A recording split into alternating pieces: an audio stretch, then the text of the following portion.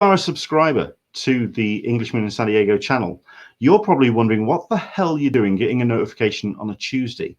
For heaven's sake, you're only just getting used to us doing shows on the Wednesday. We were just Sundays. But then as the world started collapsing around us, we wanted to make it more of a community thing, so we went twice a week. But now I'm doing these extra shows. What on earth? Don't worry. We're not going daily or something. We just have some very special guests. This is an incidental episode, a little bit of a drop-in, something which I think you'll enjoy, a little bit of a special one. We're going to get into this in about 2.5 minutes, but if, like I say, you are a subscriber, hopefully you've got your notifications turned on as well, and that means that you are going to be joining us shortly. Welcome along. Let us know where you're watching from. Let us know what you've been up to. Let us know if you've been paying attention to kind of the books that are being advertised that are going to be coming out in a couple of weeks' time, because, of course, we're going to start seeing new comic books returning to stores by the end of the month. Let us know if there's any titles that's kind of caught your attention. Maybe you've had yourself a pull list that's been delivered and you've just gone, oh, you know what, there's these books that we want to kind of celebrate. So, yeah, do let us know where you're watching, where you're up to. Scott Dumbier has joined us as well. Hello, Scott, in the background. Hello, how you doing? There we go. We've got audio as well, and Dirk's with us already. Hey, so Scott. So we've got our guests lined up, but like I say, we'll get into this in about a minute or so. Do jump in. We, like I say, it's kind of like an IDW special with these two great guests joining us. But if there's any questions you want to put them about the comics industry, about maybe previous books that they've been involved in, jump in. We've got the comments up and running. In fact, if I also go to my Facebook, like I always forget to do, the video on my personal Facebook page will be public very shortly indeed, and you can share that about. Do send that to any groups that you feel could be interested in what we're going to get up to today. So please do spread the word. Any comments that come in on the Facebook, on the Periscope, on the Twitch, wherever, they will go to a feed which we'll keep an eye on. So any questions that you want to ask, please do drop them in, and we'll do what we can to get them covered. Lots of stuff we're going to get into. Into the Blue Mister saying hi. Afternoon, folks. Welcome along to you. I'm sure we may have one or two other people saying hi as well. Also going to put this up on the screen. It's our amazing Patreon supporters. Thank you very much indeed for helping out, basically keeping the lights on. For what we do here at An Englishman in San Diego and the Convention Collective. So listen, we really appreciate it. If you want to find out more, go to patreon.com/EnglishmanSDCC. Try and get in some more exclusive stuff as we get closer to July and what would have been at San Diego Comic-Con this year. But if there's anyone who's watching who's a supporter, Dan Berry saying, hey, look, it's my name. Thank you so much indeed. We really appreciate all your support. Thank you. Hey, how do I get a video on this? Oh, there we go. Yeah, it's up and running. It's in there. I'm just putting the countdown on. Don't worry, Scott. We've got you. We have got you. I know you could see me. I wanted to see you. I'm here, and if you, Dirk? Where's Dirk? Congratulations. I'm here. I can see you. I can't see you, Scott, either. So Leonard's got us covered, I think. You're one of the first people to actually want to come on this podcast and actually see what I look like. Congratulations on that one. But yes, it is Talking Con, a cup of tea with an Englishman in San Diego. I've got my cup of tea. I know that Dirk's got his as well. He'll show you his cup of tea very shortly indeed. But oh, yeah. Hopefully you've got your brew to hand, because we've got ourselves two great guests who's joining us for this incidental episode, a bit of a drop-in, a bit of a special one. And I'm just going to introduce them and welcome them along. Dirk Wood and Scott Dumbier. Hello there, chaps. Welcome along. Hello, everybody. Hello, Leonard. Hello, Scott. How's everyone today? We're doing fine. I mean, the sun's out. It's one of those moments where you see the sun shining, you see the birds flying around, and everything's looking great, and you just go, "Oh, I wish I could go out for a walk in that." But we're getting there, slowly but surely. Things are slowly approaching or getting close to getting to some kind of normality, and we'll get into that, of course. But like I say, we've got these two great guests. All the comments that are coming in on Facebook, on Periscope, on YouTube, do jump in. Anything you want to ask Dirk Wood and Scott Dumbier. I met Scott at Portsmouth Comic-Con a year and a half ago. No, 1 year ago. Yeah, absolutely. It was last May. Was it last May? Okay, this is when time is just completely lost on us now. when everything's just flowing into some strange time warp. It's very, very weird. I've not met Dirk before, I believe. It's a pleasure to have you on the show. I think this kind of came off the back of some previous conversations that we've had with great guests that we've had on, because we had ourselves Chris Ryle on the show.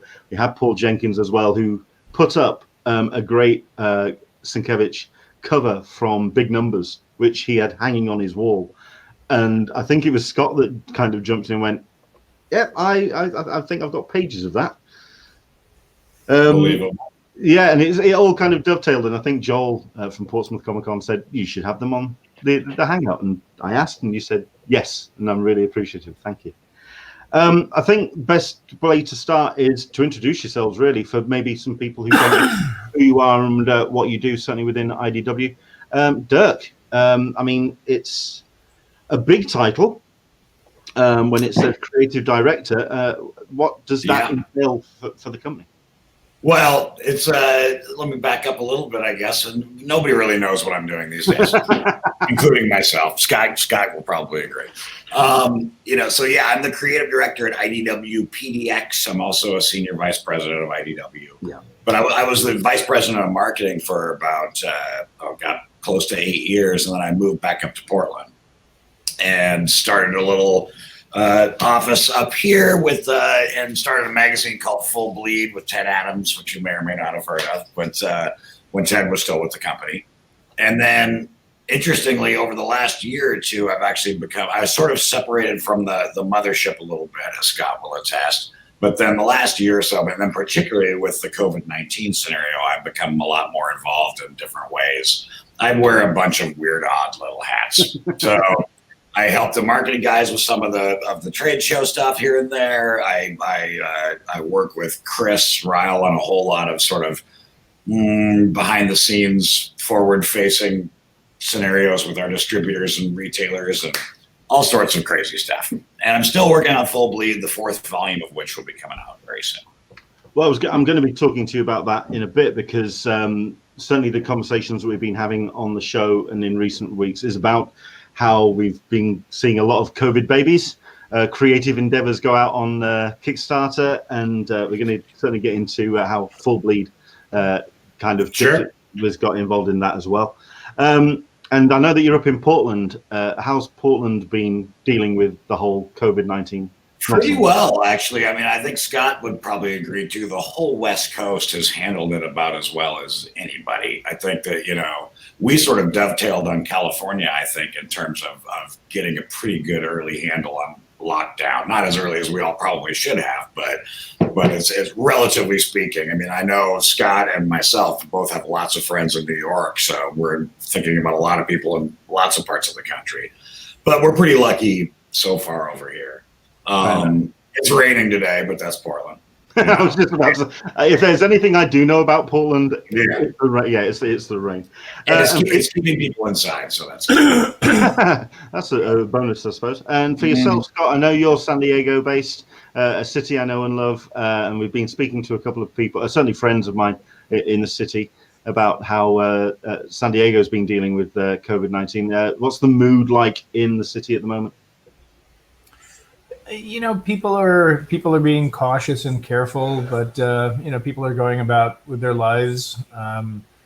You read about people in certain places that have, I don't know, odd things going out and confronting people without masks, and then people not wanting to wear masks. San Diego's not really like that. Everybody here is really trying to be very conscientious and courteous to people and careful. It's certainly a different way of life right now, but we're getting through it like everybody. I'm really curious and what the mood's like. Certainly when they've heard about the news of the cancellation of San Diego Comic-Con, with all of that revenue that would have been coming into the city, I can imagine that kind of put a bit of a grey cloud over one or two people. Yeah, and not just for for everybody. Sure. Everybody is affected by something like that, and about how sports teams aren't playing anymore, how any number of conventions. I mean, so many people's livelihood, not just the publishers, but the dealers, the artists, writers, everybody's affected by this. Sure. We had we're going to be doing a San Diego Comic Con special next week, and I'm getting one or two people to go out with cameras to have a look at how the city's looking at the moment. And it's just, I've been hearing about businesses kind of struggling, and how they've been trying to adapt to the new reality. It's just really interesting and motivating to see how San Diego has been kind of galvanized by trying to move through this. But obviously it's heartbreaking when that announcement came out about San Diego Comic-Con. I mean, for yourselves, that event would have been looming large in your calendars. Obviously with IDW as well being hometown for home publisher for the con. I mean, what was the pair of you? What was your convention calendar going to be looking like this year? I mean, what shows were you going to be going to? What have you missed? Well, it was relatively stayed in terms of we're Comic-Con. Obviously, we were going to be doing WonderCon. We in terms of setting up a giant booth, we do New York every year. Sure. And then and then there are smaller events, and we do things like Book Expo and American Library Association and different sorts of things. I mean, yeah, for me, I mean, this was going to be, Scott's got me beat, I'm sure, but this was going to be my 24th straight Comic-Con. So the idea of not having that in the middle of the year is just a bizarre sort of scenario. And, I mean, I feel worst for the people that really depend on that for their livelihood, like independent artists and people that's a big part of their revenue stream. To be honest, for us, it's, if we break even on it, that's a win, because it's a big promotional thing. It's a big part of our, marketing calendar. And, obviously we like to do book launches there and things like that, but there are people that really depend on that for their livelihood. So, those are the people I feel for the most, honestly. And the way it's accelerating, I mean, starting with, the last show that I went to was in the very beginning of March, the San Diego Comic Fest, which was a great, nice little show. But then, with Emerald City being canceled, and I think that's what really made it kind of real for people in the comic book industry, and a lot of people were very adversely affected by that. Again, artists going to shows, they print up sketchbooks, they lay out money on travel, on hotels, and then for that just not to be there, and then, also the trouble trying to recoup that money, trying to get money back from airlines, from hotels. It's a real bad situation for a lot of people. Yeah, it's been interesting to see how conventions and publishers and people that reach out to the kind of like the end products, the people that are wanting to buy things and books and comics, how the different routes that they've taken, the different methodologies, the virtual cons, the virtual marketplaces. It's been interesting to see how various organizations have approached it, and we're obviously really curious to see how San Diego is going to do it, and how they're going to, as well as doing the virtual panels and the video content like we're seeing from everybody else, how they're going to make that connection between creatives and retailers and publishers like yourselves, and how they're going to actually reach the customer, what would have been the other side of the table. Have you seen any kind of possible solutions to that? Have you seen anyone that's possibly close to have gotten it right yet? Well, it's interesting because in the context of shows, I'm not sure. I'm the stuff that Comic-Con is putting together, those guys are great. I mean, their whole staff is world class, and they're doing some cool things. But I think it almost speaks to a bigger picture of the whole comics industry and retail community at large. I mean, I think retailers, for example, I don't know if this is sort of on topic, but it's a little bit different for all of them. But they're starting to figure things out in terms of who can do curbside pickup, who can different, more rural parts of the country, you could maybe have a few more people come into your store if everybody was wearing masks. Or, I think that it's interesting when this thing hit. I mean, it just seems so apocalyptic in terms of the industry that very fast. It just happened so quick. Yeah, I mean, it just wham. And so that first couple of weeks, the scramble of everyone trying to figure out what the future was going to look like was crazy.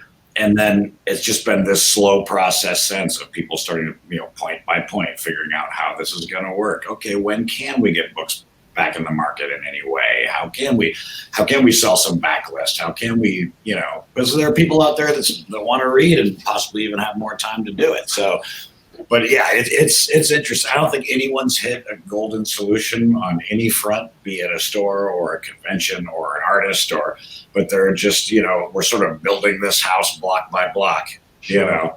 and the further it goes, the more optimistic I'm getting about how it's all coming together. I feel much better about things now than I did a month ago. There's no doubt, and there's no big reason for that. It's just little bits of positive movement from all sides. We shall see, but that makes sense. Also, I think the reason why I certainly wanted to ask that question of you two, and certainly of IDW, is because you were one of the companies that came out first to actually address COVID, how it's going to affect the industry, how it's going to affect retailers, how it's going to affect creators. When that letter came out from Chris, and I think there was also the was it Boom as well that got that. It was those first. You were the first companies really to actually go, right, this is the new reality. This is how we're going to have to approach it. This is how we're going to have to address our relationship. And I thought that was really inspiring, which is the reason why I wanted to ask about how you feel we're going to, moving forward, make that connection again to readers. Yeah, I think, and quickly just to throw, to be fair, Image also came out right after. Yeah. But and then a few other publishers all jumped. I think everyone, Diamond, everyone was just kind of trying to figure out what the hell this all meant. Not just in comics, obviously, but I mean, I think we're all sort of finding that blueprint together. Everyone, there are a lot of common things happening. I mean, everybody's using Diamond for the direct market, obviously. Sure. So yeah, it's going to be interesting to see how this all goes. If we kind of look on a slightly more positive note, and if we think about those Comic-Con memories, those favorite ones. I mean, like you say, you've got that 24-year run under your belt, and you've got all those shows that you've been to. I mean, we'll start with Scott. I mean, do you have any favorite Comic-Con memories? Not just San Diego as well, just those magic memories of shows that you've been to, just to kind of really pour salt onto the wound. Sure. And this would have been my 33rd. Yeah. Wow. My first one, I was 4 years old. I have so many memories. I mean, one of my favorites was back in the late 80s, before it moved over to the current convention center. It was at the Civic Center in San Diego. And just walking around was Atomo. And, I'm a big fan, was then, of Akira. And, he was walking around. He didn't speak English, and I very lacking in Japanese, but he had a translator with him, and I just sort of gushed. And I'm not a gushing person. There aren't very many people that I've, just sort of said, "Oh my God, I love your work." I'll tell people what I think of their work, but I don't, I'm not a real fanboy when it comes to that kind of stuff. I did it with Atomo, and I did it with Mobius, but with Atomo, he did a, he was very nice and very, very grateful, and he then leaned down onto my table and did a little drawing of one of the characters from Akira, which funnily enough, I then later gave to a friend of mine in England. Do you know Tim Pilcher? We know Tim well. We've had Tim on the show. Good guy. Yeah.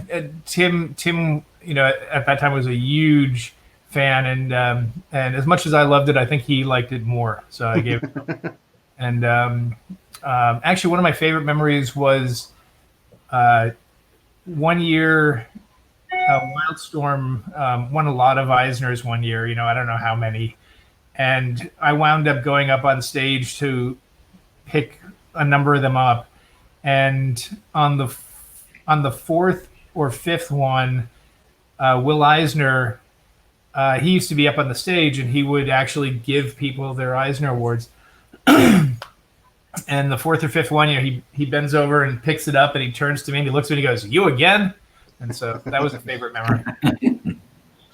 It's going to be interesting to see how they're going to do the Eisners, because they've turned around and said they are still going to be running that ceremony. They are still going to be running that show. I'm really curious to see how Jackie's going to pull that off. That's going to be interesting. Dirk, for yourself, favorite con memories? Oh man, well here I'm going to try and do something here. I'm going to move this and see if you can see it. Way back in the corner there, that's my badge tree. There's about a zillion badges there. You can kind of see it. Doesn't do it justice. Anyway, it's like Cousin It. What's that? It looks like Cousin It. Exactly, pretty much. So I've been doing a million shows. Just a lot of my favorite memories are actually associated with Scott and some of our mutual pals, like being on panels with the late great Darwin Cook and Walt Simonson, just some of the greatest people ever in our industry. That's thrilling, of course. But one thing I love about shows that I bring up once in a while is that it's the most obvious. I love it. It's so our industry is so inclusive, and there's a place for everybody. And like disabled people have an opportunity to experience conventions the same way everyone else does. And that the biggest thrill I get is someone that normally might not have the opportunity to sort of take part in something can be brought right to the front of the line and meet one of their heroes and gets to cosplay along with everybody else. And it's just, it gives me immense pride to be a part of the industry when there's literally no one that can be excluded from that excitement, and it brings something to everybody. So not having that is a real bummer for a lot of people, but it'll be back, it'll be back in one form or another. They'll figure it out. We are going to get into what we feel it's going to be like on the other side of all of this in a bit, because there's a couple of bullet points I want to get into. Certainly I want to talk as well about IDW. I mean, being that San Diego-based company, it's very much the home team when it comes to the city. When I've been to San Diego Comic-Con, when I went the last time, I actually came up to the office in a hope to kind of see somebody's and possibly see Scott, talk to Chris. And I came up on a Saturday when it was closed and nobody was in. So, every once in a while it doesn't quite work. But I did go down to the comic art exhibit and saw those Walt Simonson pieces, because it was the exhibit of the time. I mean, I know that how's IDW been keeping throughout during this situation? I mean, I know you've been going into the office. Are we talking like a 50% capacity, 70%? What kind of speed is IDW up to? I think this is a Scott question. Scott, do you want to take that? I lost you a little bit. I didn't. Okay.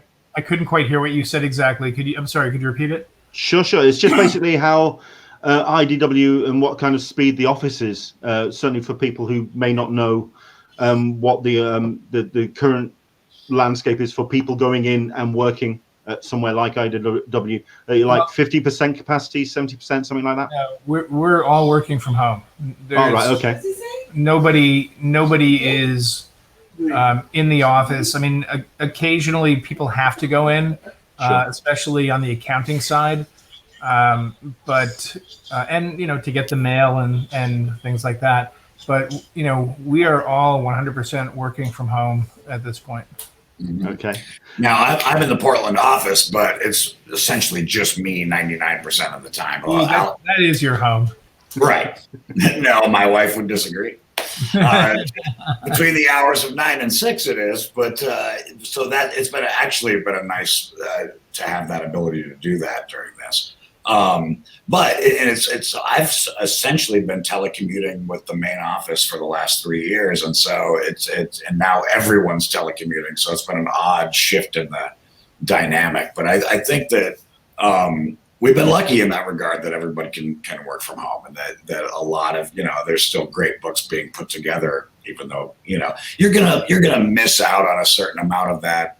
One thing that IDW has always been good at is moving quickly. And that, Scott will have an idea and he yells out his door over to Chris Ryle and says, hey, we should do this and that just things. So it can kind of slow down those connections. I think we're all figuring it out, I mean, obviously people have been reading comics to keep themselves occupied, either old classic collections on their shelves, or they're looking at some of the new digital stuff. People have been almost rediscovering their comic collection. And I'm just really curious, Scott. I mean, I know that the choices for the artist editions are your own, but have you, during this lockdown, have you been rediscovering books or artists that you'd like to see those deluxe special editions made up, or artists that you'd like to see in an artifact edition? Oh, sure. All the time. I look at stuff. I mean, one problem is, I sort of have to weigh what I would like to see as an artist edition and what other people might want to see. They're very expensive books to produce, so they have to sell a certain amount of copies. So while I would love to have a David Boswell, Reed Fleming, The World's Toughest Milkman artist edition, I don't think that there are more than a dozen people who would probably buy it, unfortunately. 13, Scott. There's at least 13. No, you were in the dozen, pal. Okay, there you go. Well, I mean, that was one of the highlights of when I went into the building downstairs and to that area, because it was TJ Shelvin who was behind the counter at the time, and he just went, "Okay, go and have a look at that little lot. Look at the books that Scott's put together." We love TJ. Shout out to TJ. Yeah, absolutely. Well, I mean, we also had Dan Berry, who's kind of does some coverage for us, and he went to San Diego Comic Fest and saw a number of the panels that TJ put on, and it was always it's good to. I mean, he says on the one of the comments, who would have thought that the biggest con in San Diego this year was San Diego Comic Fest? It's true. It's absolutely true. They should use that in their marketing, by the way. I think Matt will. I'm sure Matt will find some way of getting that on a flyer somewhere. I mean, what have you missed that IDW would have been putting out this summer that you would have been doing? I mean, is there any kind of special books or any special projects that because you've had to scale back the release schedule until later on, until things calm down? Is there anything that kind of you were looking forward to seeing out on the shelves? Sure, there are plenty. I'm just twisting the knife here. I just realized what I'm doing here. No, not at all. It's all right. A bunch of different things. I mean, there was one book that's now been delayed, for I'm not sure how long, actually. And that's a brand new book by John Layman and Nick Bradshaw called Bermuda. Just when we got the numbers for it, just when things were shutting down, and so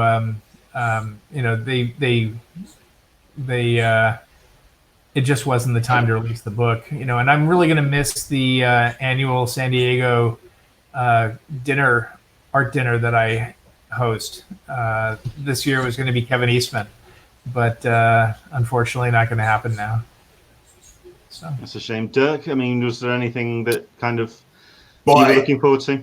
I always look forward to Scott's dinners. There's no doubt about that. In terms of, Full Bleed 4 is being pushed. It's already been delayed, but it's being delayed further by the COVID thing. But it's coming. Honestly, most, if not everything we had planned is coming. It's just delayed. So, it's more of a like anything, sort of like, I can't wait till we finally can do these things. I mentioned this on the Jeppy podcast the other day, but we're trying to be really careful about the books we release and the order we release them to make sure they're most beneficial to retailers. Well, that's what Chris said last week. Absolutely. Right. Yeah. And Chris has been at the forefront of that. Like that's been the biggest, sort of main thing to focus on is just making sure don't flood the market with this stuff. So if we have to wait a little while for some of our, more exciting projects, that's okay as long as they hit at the right time. That's fair enough. Like I say, go on, Scott. I was just going to say, by the way, anyone who hasn't picked up the first 3 Full Bleeds, they are really great books. Oh, thank you, Scott. They're different. They're quirky. They're intelligent. They're fun to look at. They're nice hardcovers. They're really good books, Dirk. You should be proud of them. Well, thank you, Scott. Yeah, I'm excited to get the 4th one out finally. I supported Full Bleed Volume 3, so that's in my collection. Thank you. Yeah, no worries. It's a great book.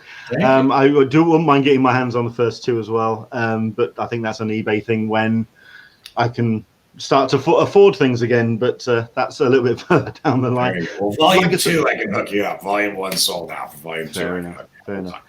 We've got a couple of comments that are coming in on the couple of questions. One I think we'll hold off a little while. I can anticipate this, and I'm sure someone is saying, why is Scott's kitchen so messy? No, sorry. You know what? I think we're all allowed at this point we're all okay to be a little bit, we're not wallowing in our own filth at this point, but it's okay to have a plate or 2 or a glass or 2 around. I think we're fine.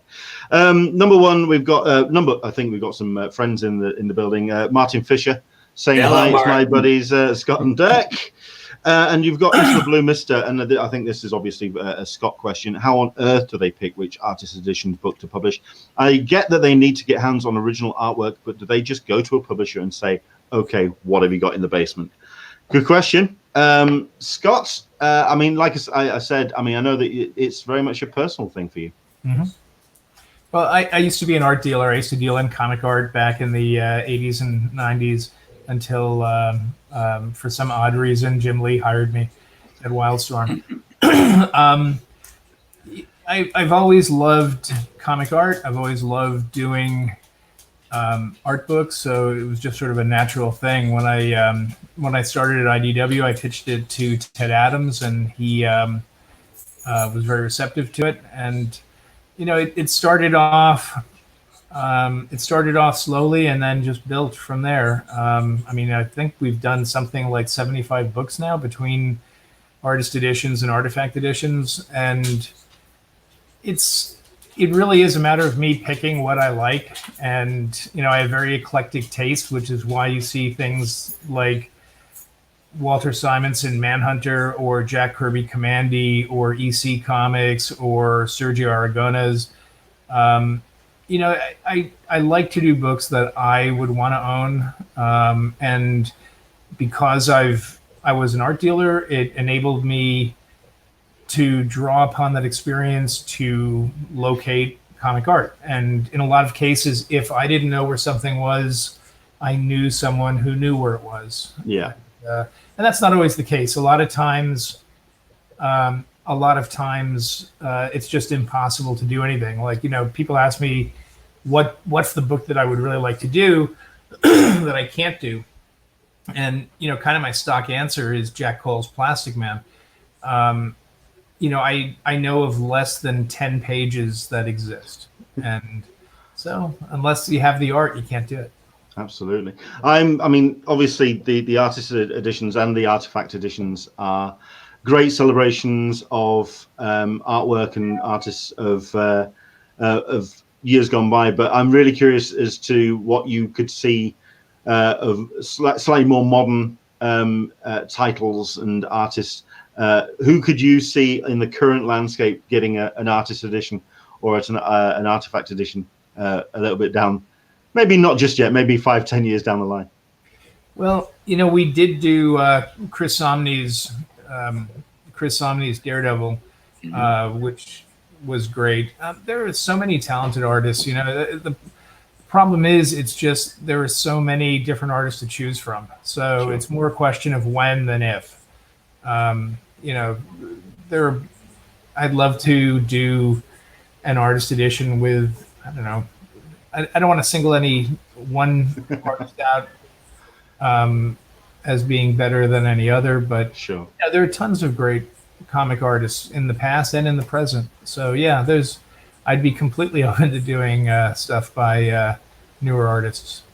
You've got, go on, Dirk. I was just going to say, Leonard, the other thing, one of the things that makes those books so great, of course, is that the old art, when it was lettered on the boards. Sure. You know, so it's, you know, I mean, but, you know, the Hellboy book was great that Scott did. The Somni book's awesome because he has the additional book with all the thumbnails and in it.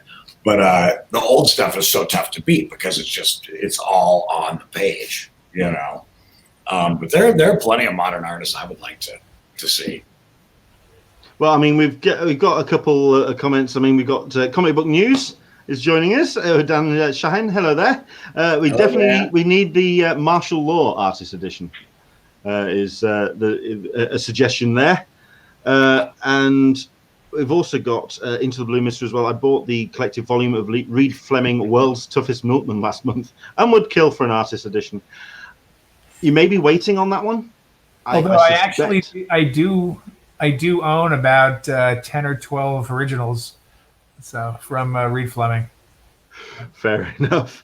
There you go, Scott. That's one page for everyone. And as far as martial law goes, I would love to see martial law, but Kev sold all those originals years ago, so it would be a tough one.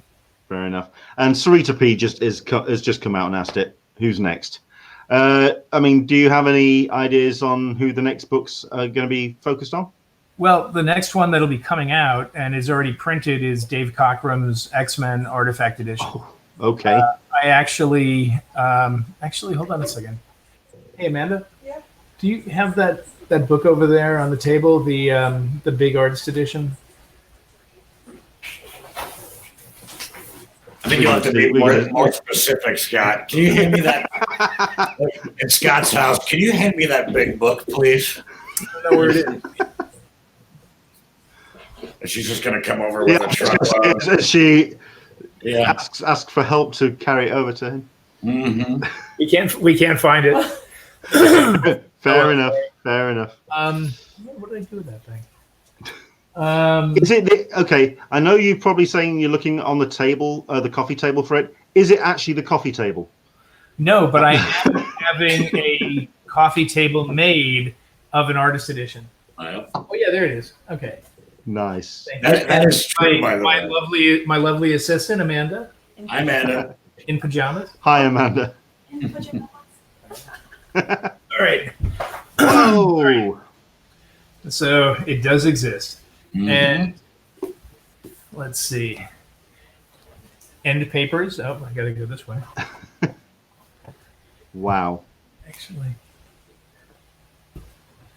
So yes, instead of lifting the book up to the camera, it may be a good idea to bring the camera down to the book. Yeah, I can't go any more than that. All right. Fair enough.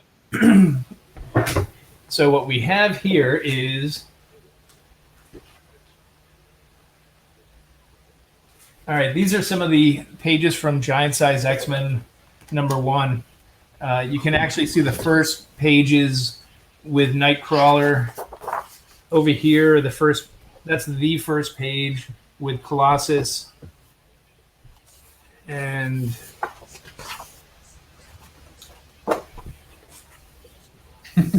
It's very Vanna White, Scott. I like it. Wow. Well, it's safe to say that when it comes to Scott's exercise regime, which we're all trying to keep fit, just picking the books up. There you go. well, that is a fold out with the double page spread from X-Men 100. Oh my sweet, merciful Zeus. And then on the other side is a house ad with the old X-Men and the new X-Men. Okay. Dan Berry's asked the big question. Well, holy shit. And where and when is that coming out? Do we have a release date for that at this point? It is currently in the middle of the Pacific Ocean on a container ship from our printer. And Solicitor Smeg, is it bad that I'm drooling on my keyboard? So there you go. That is definitely something that people are going to be looking forward to. That's incredible. So that's the next one that's coming out. The one after that, the Michael Golden Micronauts book, is ready to go. Just we need to wait for orders now, but it'll be printed as soon as we get orders. So in the next couple of months, probably. And then after that, this year we're also close to being done with the EC Covers Artist Edition. And then for the end of the year, knock wood, we'll have the Jim Lee X-Men Artist Edition. Wow. Well, I mean, yeah, it looks incredible, and it's great to see some pages from inside of that. And very much looking forward to Danbury. Where on earth do you live in San Diego? Can I steal it from you? We're not going to hand out your home address. Don't worry about it. I think, man, if you want to buy it for $1,000, you can have it today, and the money will all go to charity. So there. Fair enough. First person who wants it for $1,000 gets it. You'll get bragging rights for at least a month. And fair enough. For a good cause. Yeah. Well, I mean, I think that's also something we can touch on, the way that we have been seeing the industry come together with the likes of like Creators for Comics, which Jim obviously Lee. was that Jim Lee's work that he's done. It's been really inspiring to see everyone coming together. Oh, those were very much. I mean, the Creators for Comics was for the retailers. Do you see? I mean, I've brought this up on a couple of the other shows as well. Do you see that maybe we'll be seeing other efforts like that, more supporting the creators that may be struggling at this point? You know, I think there's a lot more of that going on than people are really aware of. I mean, I see things, you know, people are doing their own auctions for individual comic shops and things like that, and for other things. I mean, I think people really, especially in the comics community, I mean, I'm very partial to the comics community, obviously, but I think that the people who read comics are, you know, generally, with a couple of exceptions, really great people.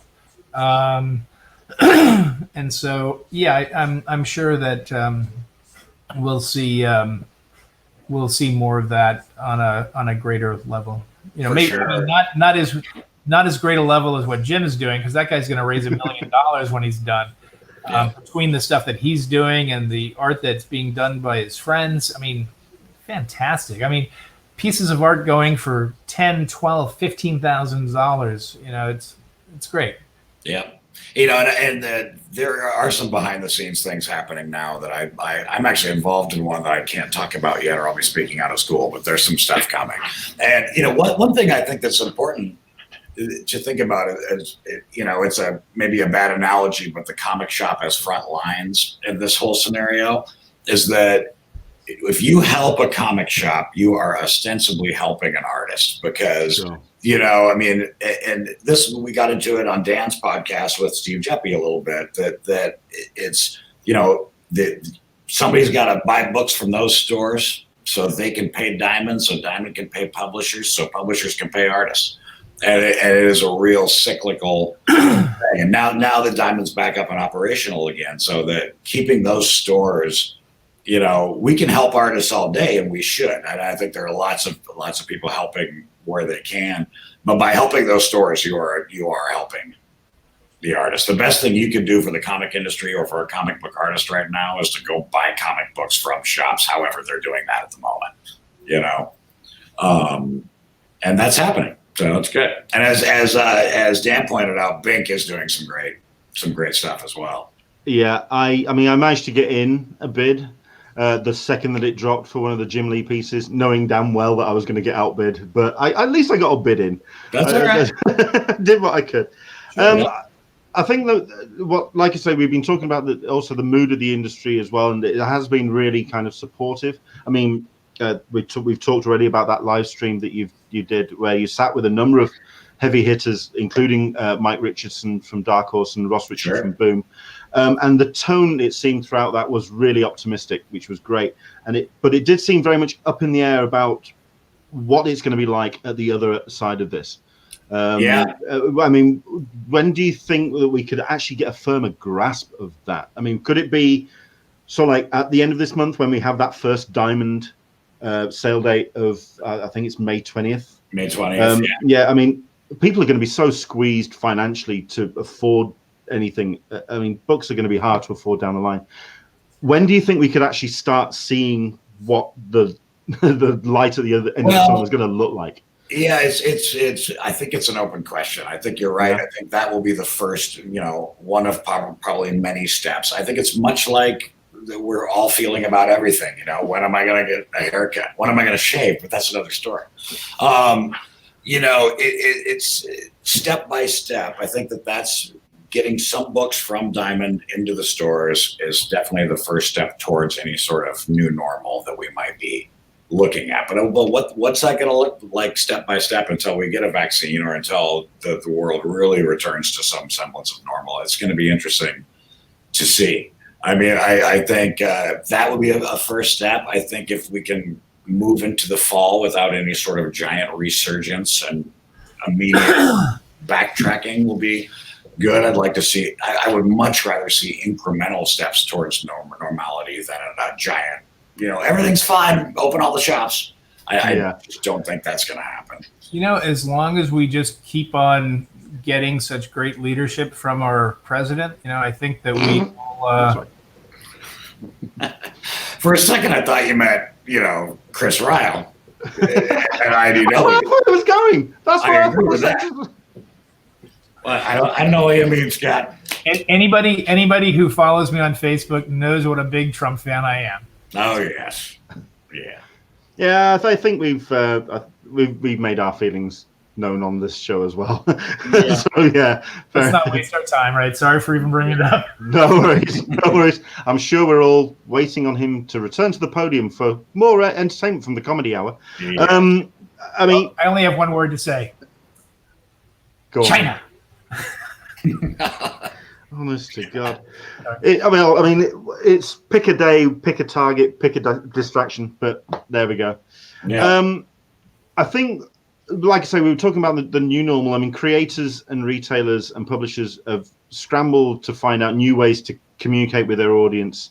And obviously the online, I mean, the amount of podcasts that have out, I mean, we've got Comic Book News joining us. So I've been following them for a while. And a whole bunch of people have been really having that conversation online, almost taking those Zoom meetings and just putting them out for people to see, which is great.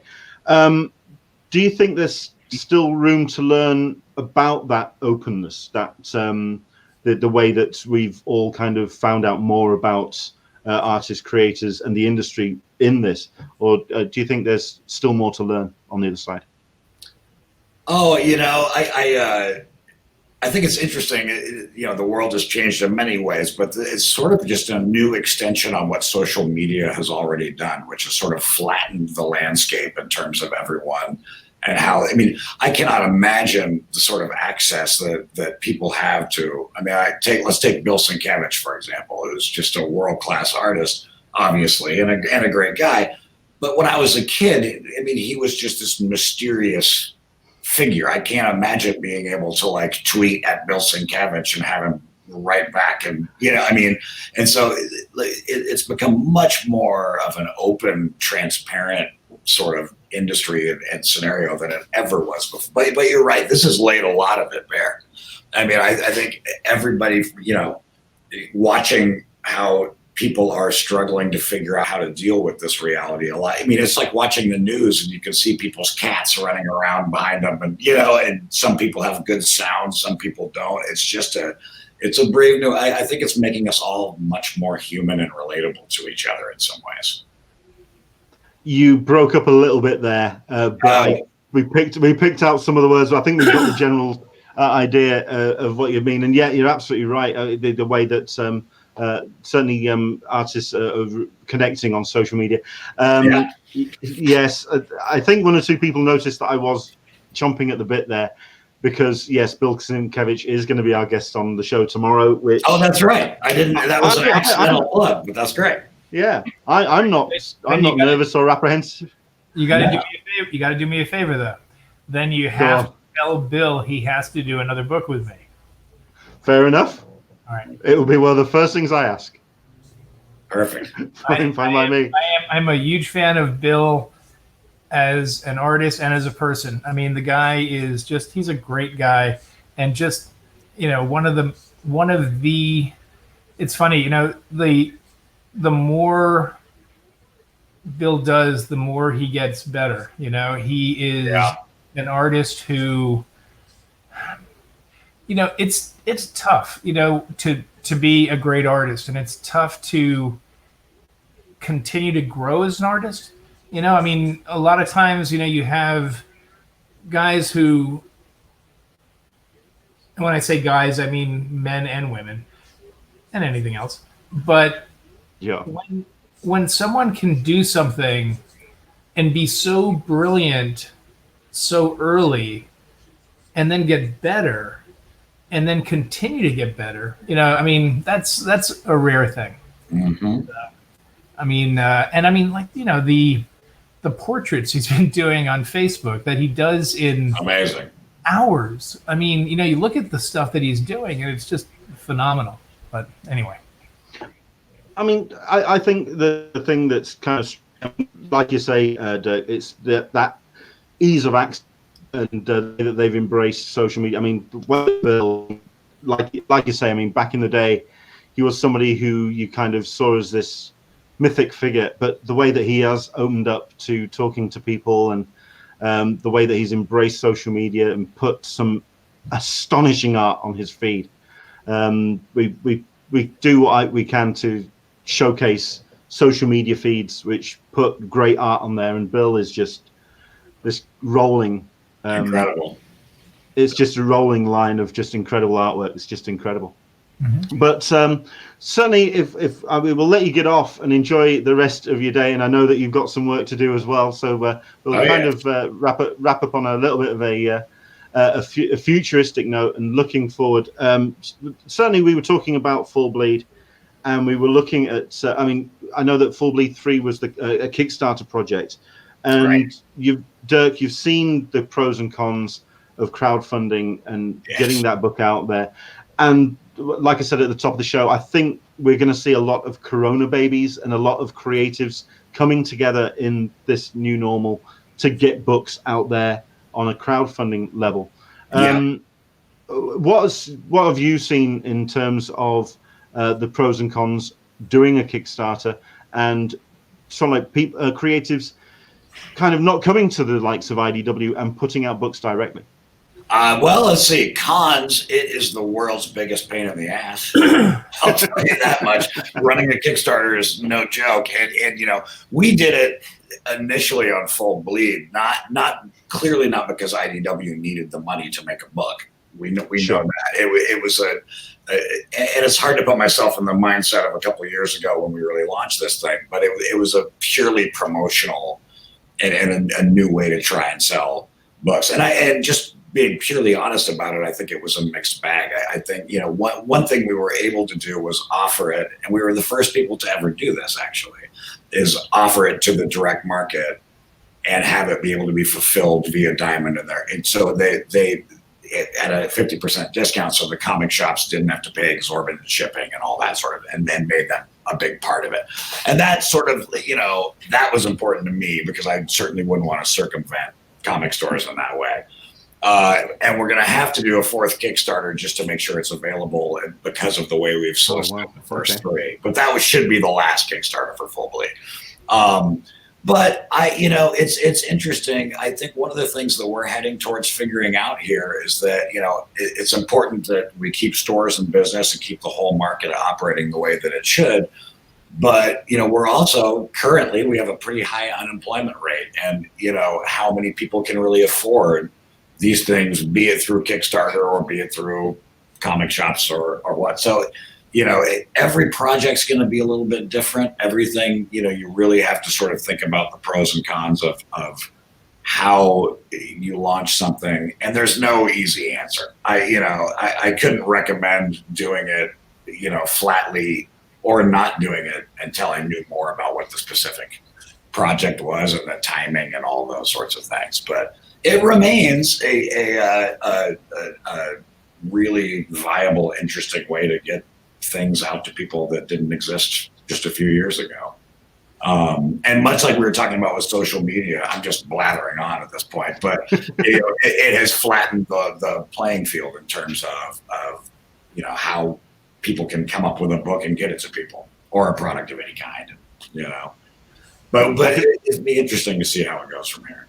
I can imagine, Scott, it's the same thing with you when it comes to social media. When people do keep reaching out to you about projects and things that you could be doing in your division. I mean, you got Into the Blue Mister who's jumped in. There aren't many people that you could name under the Superstar Artist label. Mike Mignola, Jim Lee, Alex Ross, Bill Sienkiewicz, on the top of my head.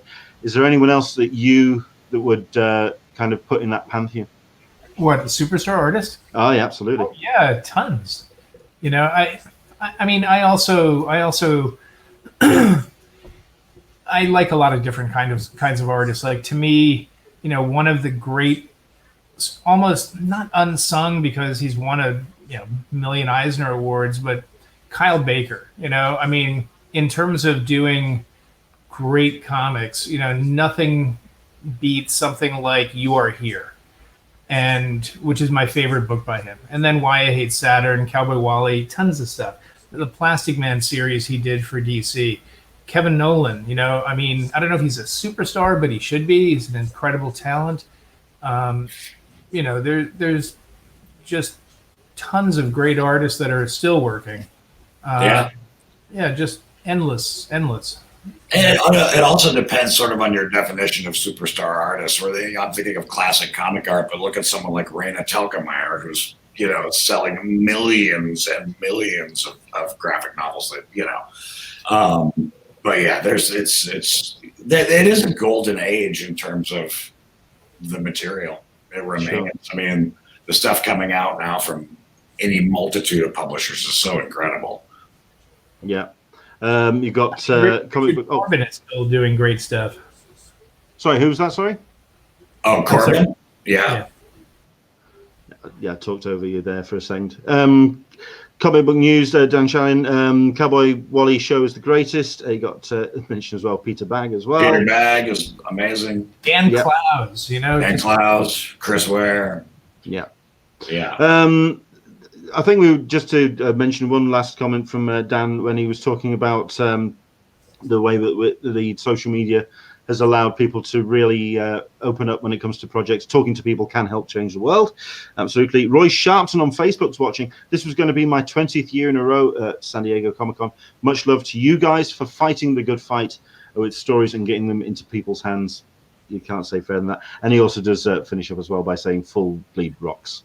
So there you go. There you go. Nice little blowing smoke up your bum for the final stretch. But it's very much worthwhile. Yeah. But there we go. Guys, I want to say thank you so much indeed for coming on and talking to us. I mean, I'm sure I speak for a lot of people that we really do look forward to seeing you at a convention face to face. When that's going to be, we have no idea, but fingers crossed. I mean, certainly for 21, we're going to be in San Diego, and I can't wait to get back out there. And honestly, anytime you want me to be on the show, I'd be more than happy to. Just next time, maybe without Dirk, because I really don't like him very much. It's true. Well, it's nice to know this is coming out now. You could have DM'd me. You could have told me this, but okay. You know what? I can see Rich Johnston.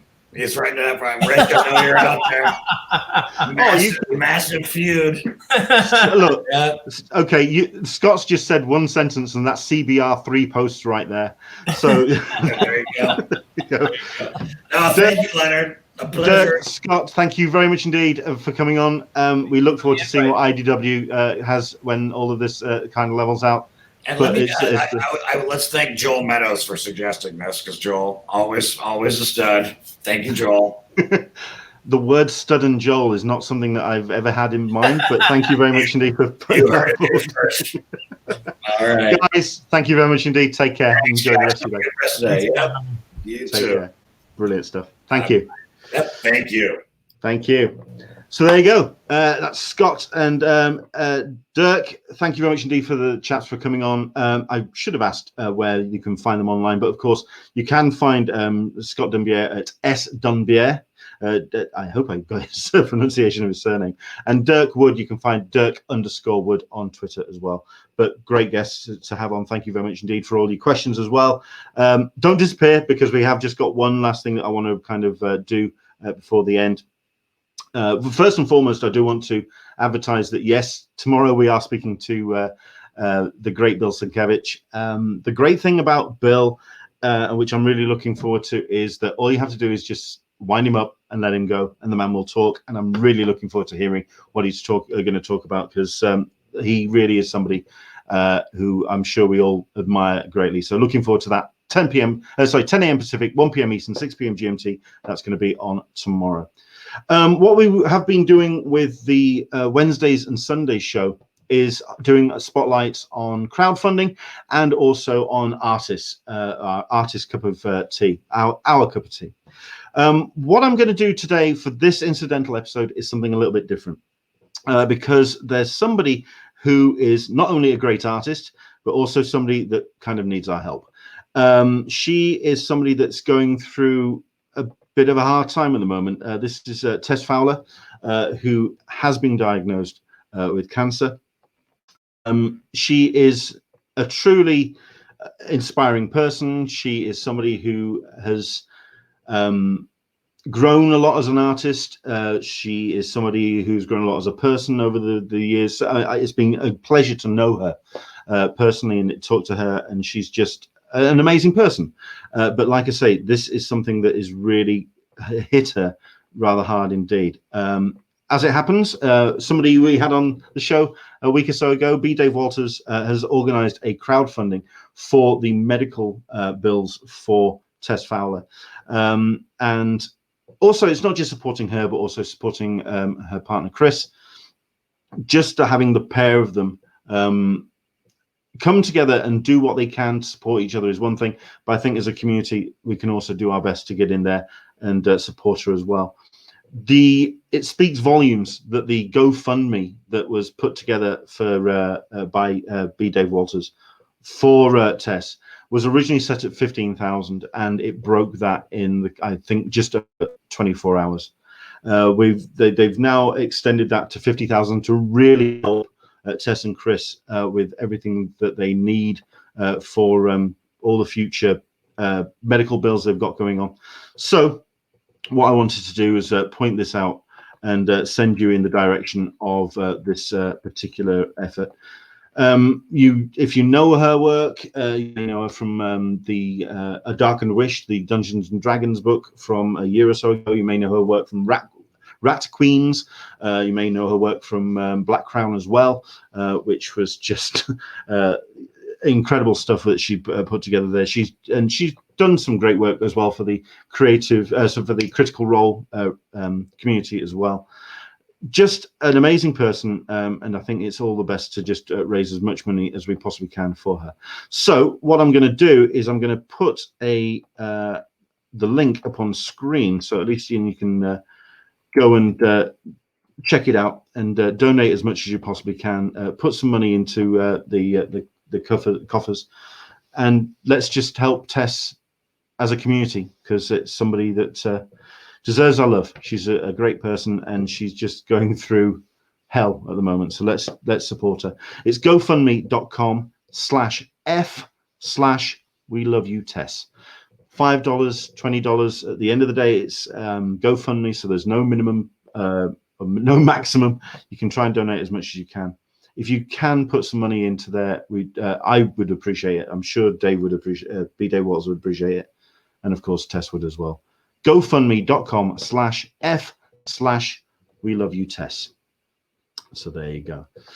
And that is about it. That's our show. Like I say, it was a drop-in episode. It was something that we do outside of the Wednesdays and Sundays show. Back again tomorrow. Let's just remind ourselves of these great guests that we've got coming up, because my word, am I incredibly lucky with the guests that we've got coming up. let's see if I can. Oh, where have I put it? It's in there somewhere. I can't find the guest list. I mean, I know it's in this button. Let's see if this mutes my mic. Hope it doesn't. There you go. Dirk Wood, Scott Dumbier. Tomorrow, Bill Sienkiewicz. Our San Diego Comic-Con special is this Sunday. Rob Salkowitz, Aaron show, Alyssa Franks is going to be joining us as well. Wednesday, the 20th of May, is Donny Cates and Megan Hutchinson. David Owen on the 24th of May. Wednesday, 27th of May, Russ Burlingame with comicbook.com. And then Robin Jones on Sunday, the 31st of May. Those are our guests for this month. It's going to be a great run of shows. And thank you so much indeed to Dirk and to Scott for coming on for a great show. Hope you've enjoyed it. Take care. Stay safe. Stay indoors if you can. And hopefully we'll see you tomorrow, 10 a.m. Pacific, 1 p.m. Eastern, 6 p.m. GMT, for an episode of Talking Con, a cup of tea with an Englishman in San Diego I never thought would actually happen. Bill Sienkiewicz tomorrow. Take care. We'll see you soon. See ya.